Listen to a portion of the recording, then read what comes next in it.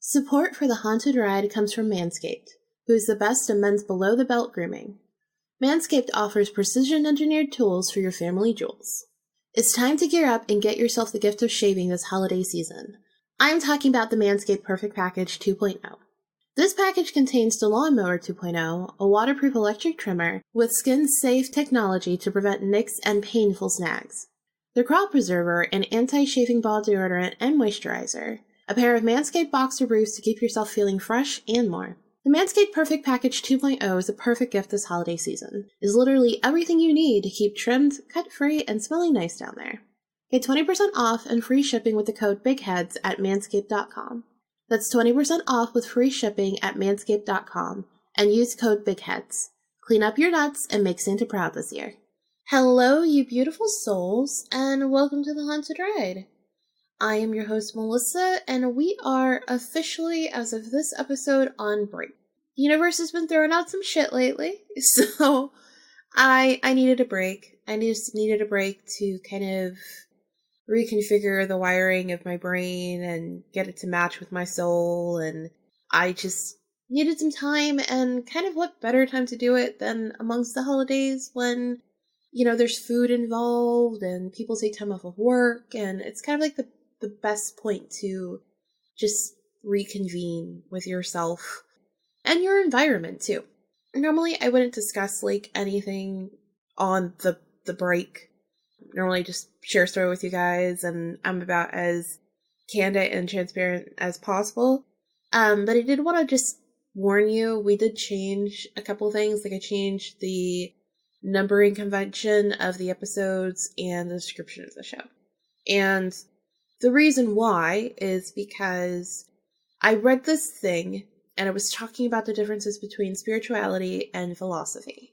It's very easy for me to figure out exactly what philosophy is for me and kind of where I fall into that whole spectrum. However, spirituality is really hard because for me, spirituality is the study and or belief of being a spiritual person or reaching your highest spiritual self, or really what the word spiritual means to you, which makes it a very subjective word. Each person's spiritual journey is their own, and it's very individualized. And what I essentially just decided to do was remove all labels from the show. And if you have any questions, or if you want to ask me about any of it, or my decision for any of it, please email me in the Discord group. We actually had a lengthy discussion about this in the Discord group, and the person that I was actually speaking with, they said it too. They said, you know, I feel like the show is more spiritual too, but what raises a red flag for me in the description that I gave them based on what I was reading is that they were saying like these people are saying that you are forced into spirit. Like when you start talking to somebody about spirituality, you're forcing them into it. And when I read that and I thought that could ever be thought of something that happens in the show, that hurt me, because it's more important to me that you guys get through your journey and on the path of it the way that you need to. I don't want to force you into anything. That's just wrong. I wouldn't want someone to do that to me, so I definitely never want to do that to you. But what I do want to talk to you guys about is the experiences I had with my CD player. Okay, so back when I was 13, 12, probably 12 to 15 or 16. I had this, and I will also like tell you guys, there's this article I read that said something about poltergeist activity is actually easier to happen when a child is going through their adolescent phase, meaning the second they hit puberty. And the reason why is due to all of the emotions and how they're feeling and all these new hormones that are going on, and that they feel like nobody understands, and so they bottle that up, become rageful, angry, and then voila, now you have a poltergeist activity going on in your house, and it dies down once they kind of get over it, or, you know, you get a cleansing. So for me, luckily I did not have that. I instead had my haunted house and my CD player. So I love this thing. It was a purple CD player with the matching headphones. Music at that time was my religion. Music was everything to me. I had stopped singing for a really long time, and then because I lost my whole voice. I just in the fact of like I lost my voice for myself, and I didn't see myself getting it back. I didn't even know really where to start, and so I would hum sometimes, but I rarely spoke. Honestly, I rarely sang. I really did much of anything, and so around this time, Evanescence came out.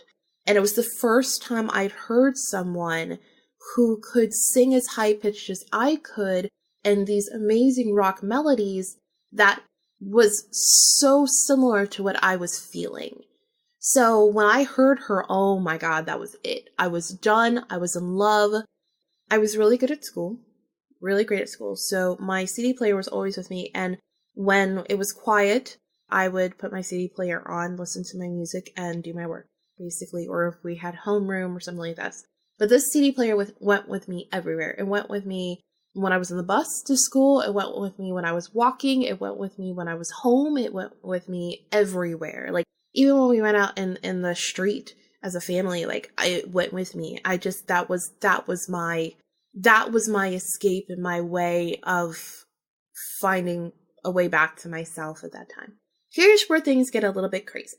The CD player was a normal CD player. We got it from Kmart, and it always worked. It was fine, but every once in a while, the stations would change, and I kind of just thought it was me. I thought I pressed the button. I mean, I would put it in my backpack, or I would wear like guys' cargo shorts with like the 20 different compartments. And it fit in the top one, like the top pocket by the waistband. And so I would just put it in there. And I was like, well, it's easy to kind of press a button through the pants. And I was like, yeah, but I feel like I would know if that happened. And that's what happened. I mean, in the span of the time I had it, let's say like in a week, it would happen maybe 2 or 3 times a week.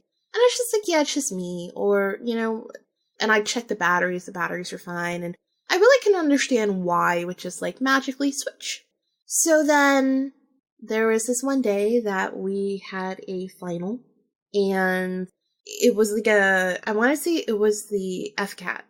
It was like basically like a 4-hour test, and I had finished, but you couldn't leave homeroom. And so I was just like, son of a bitch, like, I'm done. I'm tired because I'd stayed up studying, and I was just like, I just want to go to sleep. And I don't like sleeping. We've discussed this. I don't like sleeping with my door open. And so I very much don't like sleeping in public unless I am behind a locked item, which this is a classroom with, 25 other students. It's not a locked place. Long and behold, I put on my CD player because I'm done with the test, and now I'm just sitting here waiting for them to let me like leave. And I look at my CD player, and it's almost dead. And I was just like, no, like, I need this. I need this to like work with me because I'm losing my mind. Like, they wouldn't let you take out another book. They wouldn't let you take out like something to read. All I had that I could do was listen to my CD player. I just remember I put on the music. I held the CD player in my hand. And before I continue the story, what I want to tell you guys is at this point I had learned I could do energy manipulation very well. At first I just thought, oh, I would imagine these things in my mind. That's what I thought it was. Flowers or things or, stuff that I would just kind of draw in the air, not physically, but energetically. Until one time that I was very sweaty. I came out of gym class, gonna take a shower, and I didn't smell that good. I'm gonna be honest with you. And so I remember energetically, I had put a rose on my hand, and I had twirled the vine around, going kind of up my arm. And I imagined that the rose had bloomed and let out this amazing scent. Now I did this, and then I truly thought I could smell the scent. Like, I really thought I could smell it, but I was just like, oh, it's just me. And it's my imagination. It's because I've done all these things. Well, then there's 4 kids sitting around me. They stop and they're like, oh my God, what smells so good? What smells so good? And I'm like, probably somebody just sprayed something, but the only thing I smell is a rose. So I asked the kids, and it was 4 of them, and I asked them, I said, well, what do you smell? They're like a flower. So, okay. And someone said, it smells like a rose. And I was like, the fuck? And then someone was like, yeah, it smells like that. And they looked at me and they said, did you spray something or something? I said, no. I didn't. And they were like, no, for real. And I said, no, I didn't spray anything. And I was like, that was the first time I was like, oh shit. When I do this like energy manipulation, like I'm not the only one who is affected by it. It's a real thing. Like no one sees it, but it's a real thing. So I had the CD player in my hand who is dying, and I knew that essentially I had only about 20 minutes left for it to play music, and I was going to be stuck in homeroom for 2.5 hours. I just remember I held it in my hand, and I said, please stay on until after homeroom. And I imagined myself charging the CD player. Very shortly after this, I fell asleep. And I'm not typically a soundless sleeper if I'm very exhausted. If I'm exhausted, I'm going to snore. I wake up. Apparently, nobody knew I was asleep, which is weird enough as it is, because I know how I am. I will snore if I'm very, very tired. And then I look at my CD player, and it is fully charged. And I was just like, the fuck? Now, one could say that I looked at the gauge wrong, or I imagined it. But I spent time trying to see if I had batteries in my backpack, or trying to see, sometimes if you take the battery out of something, you wipe it on your pants or something, blow on it, whatever, put it near something cold, you can kind of get it to last longer. I tried to do that. I tried to do everything I could to make sure that this CD player would stay alive, because I felt like I needed it, and it did. It was fully charged. So not only did 20 minutes go by, I was asleep, essentially 2 hours and 15 minutes or so. They only had 15 minutes left, and that CD player actually stayed working and on for the rest of the day, in and out of my classes or during my classes if they allowed it, even on the bus, on my walk home, essentially until I got home. And I think later on that night is when it finally died. I tried this again. Like there was another time and I tried it and it didn't work. And that was when I actually began to realize that it was something about desperation. Kind of like how I explained on last week's episode. There's something about that need, that place that I went to when I was like, I need this. Or I very strongly desire this outcome. And I put all my intention into it. And as a slider, that's apparently the term for when you can affect electrical items. I have learned throughout the years that my emotional state affects the electrical items around me. I've talked to you guys about how my car does this weird headlight thing, and my headlights will go out. And it'll be all the lights inside the car, and then the headlights will flicker on and off, and they'll completely go. And something I actually learned, there's a bunch of other things that seem to make this worse. For instance, one is if I'm using the Bluetooth on my phone, that seems to make the headlight thing happen more often. It clearly seems to be an issue between the wiring of the headlight and the wiring of the center console. My personal opinion, when you turn off the car, there is a that buzzing noise that means something's grounding. And so I think that those two wires or two fuses or something are touching together, and that's why if you do too much with the center console, it turns off the lights outside. Even at one point, just having the air on and the radio playing on my Spotify or something playing was too much, and the headlights would shut off. And I realized that when I was driving, I expected this thing to happen because I knew it always happened. When it first started happening on and off, I was like, the fuck is going on? And I never paid too much attention to it. I just kind of hoped it wouldn't happen the next day, and it wouldn't. But then it became more frequent. The point where now it kind of does this all the time. Normally, start the car, back out. By the time I make a turn or something, the lights are flickering. I have to finagle the headlight lever, and that's my driving when I'm coming home at night. Well, what I learned was it seems to actually be directly tied to my stress level. If I am stressed out and I keep thinking that the headlights are going to do the thing it does, they will shut off. However, if I don't think about it, and or if I specifically lessen my stress when I'm in the vehicle, seems to directly affect these lights. I don't feel like it was my idea that I realized this. I feel like one of my spirit guides was basically like, if you think about it, it's going to happen. And I was just like, that's a good point. Part of what you continuously keep worrying about either means one of two things.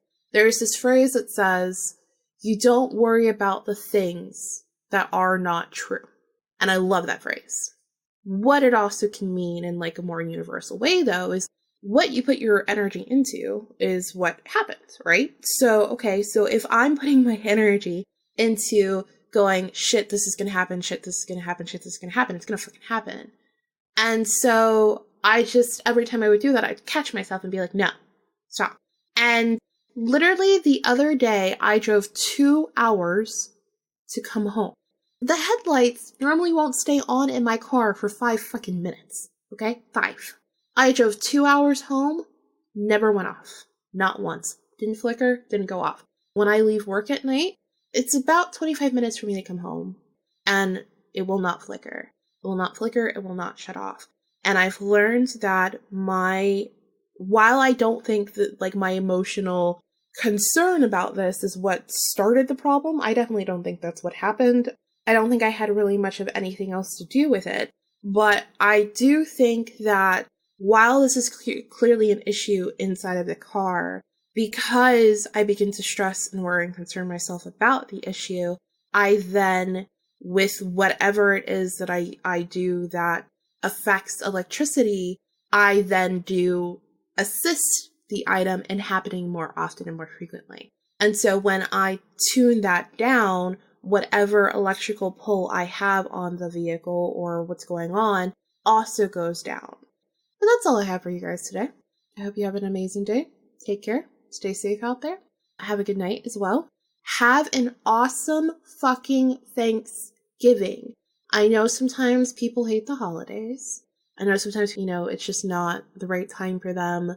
It's hard, it's sad, it's stressful, and it's just not something they love. But I truly and honestly hope that you have an incredible holiday. You deserve it. And if nothing else, eat a bunch of food. Be happy with your food, be joyful about your food, and find whatever it is that you need to find to make this holiday special for you, because you deserve it. But as we always like to say, don't let the ghost get you. Bye.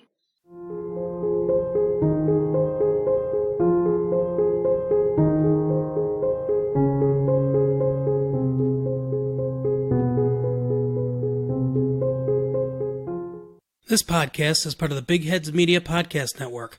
Go to bigheadsmedia.com for more great podcasts.